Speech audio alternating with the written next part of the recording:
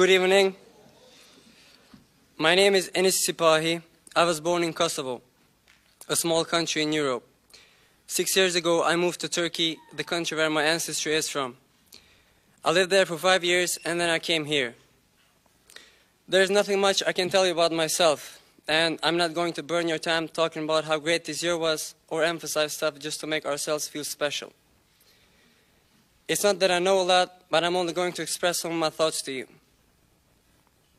I'm also going to refrain from giving any kind of motivational speech because the meaning of the word success has changed. We all break our horns chasing success, but we don't see that what we chase has only become egoism, selfishness, and materialism. So, I do not hope you guys will be successful. I hope you guys will be people with values. The world that we are living in is not a good place. Believe me, it is actually a terrible place. We have come to a period of time where we can legitimately tell the librarians to move those dystopian books from the shelf of fiction to non-fiction. Just like we were warned, we have come to a period of time where we see man-made horrors beyond our comprehension. This world needs to change, and we are the ones who are going to change it. One of our more significant problems is money. I'm tired of hearing them say, if you are smart, you will get rich. This is foolish. If you are rich, that doesn't mean that you're smart. That just means your time is so worthless that you spend it running after some paper called money. Please, guys, before we decide to do something, let's ask ourselves, would I do this if money didn't exist? Enlightened people say that, depending on the chronological development of the humanity, we need at least 5 more centuries to understand that money is just illusion. It is not something that we are supposed to accumulate. It is something that we are meant to share. Well, if that's the indication, then we need to reshape our perception and do something differently, because we do not have that much time. Can you even imagine what would happen if we could just understand this thing? If we could devote ourselves to values which are eternal instead of fooling ourselves with worthless and temporary stuff. If we could do this, there would be no more pharmacists who kill people. There would be pharmacists who heal people. There would be no more entrepreneurs who deceive people. There will be entrepreneurs who try to help us. There will be no more businessmen who enslave people. There will be true philanthropists.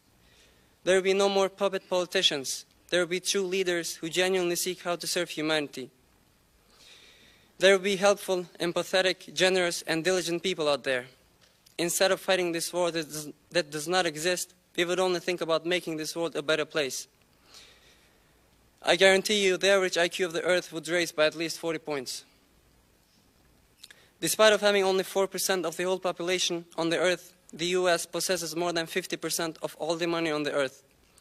Nevertheless, there are more than 50 million people living in poverty in this country. And guys, I'm talking about the US. I'm not even mentioning the countries where children are starving to death. We have to realize what greed has done to us.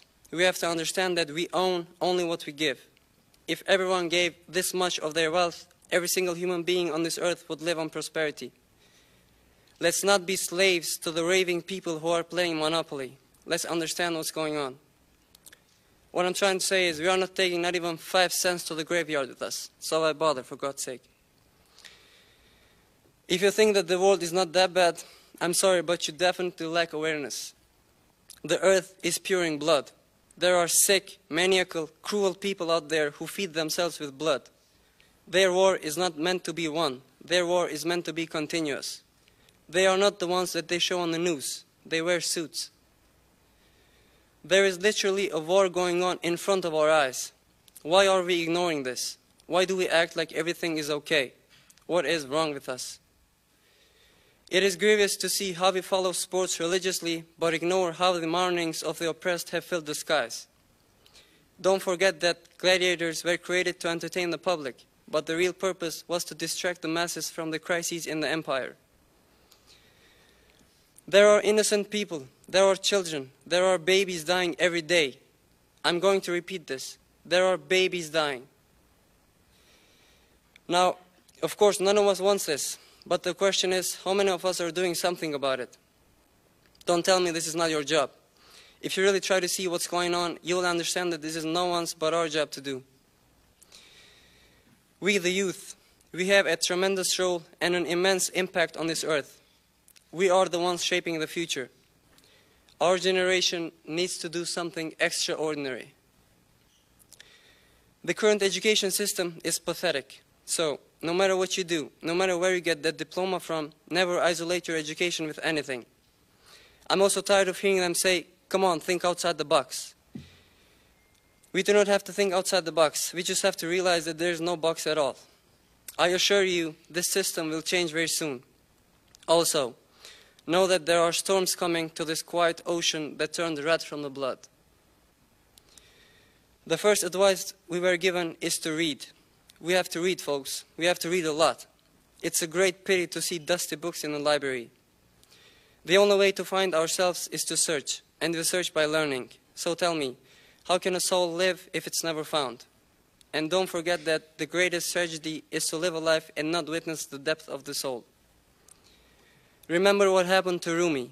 He was living on the lip of insanity, wanting to know reasons, knocking on God's door. The door opened. He realized he was knocking from the inside. Thank you.